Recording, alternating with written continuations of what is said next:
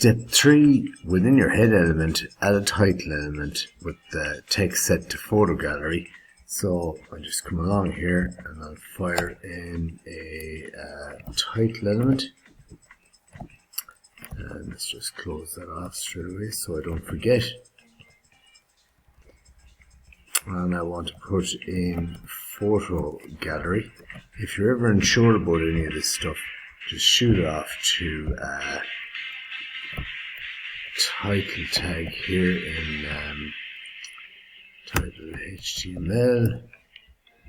Let's see, W3 Schools is always fairly good on the HTML title tag, and it's just about defining a title for your HTML document. So you can see this is a start tag and an end tag, and whatever you want your title to be on your browser window, which is located up here. So this is the title up here for Rice College. Westport. You can't even see it at the moment. And move it down. I'm going to move this up a bit. So this particular tab here for Rice College, it has the title Rice College Westport.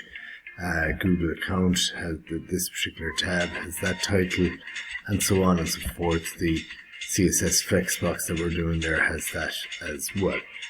So if we jump back in here and have a look, we're just going to make sure that that's right so far. So title and in title, and then we want to call it photo gallery. So that's all perfect there.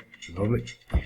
And we also want to link and use the link element to add styles file to your page.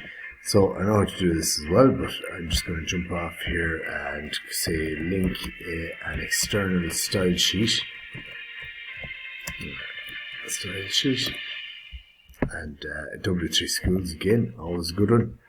So how to add CSS. So there's 3 ways to do it, but we want to use we want to link an external style sheet.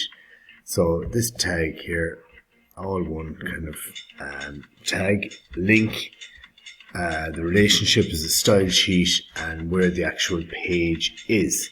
So I'm going to write that out myself, and I'm just going to go the link tag, and in here I provide a couple of different attributes. I say I write this link, so the relationship of this link is that it's a style sheet, and also where we want to go. So the hyperlink reference, when we click our not when we click, sorry, that we want to reference, the actual page that we want to reference is called styles.css, which is this lad up here.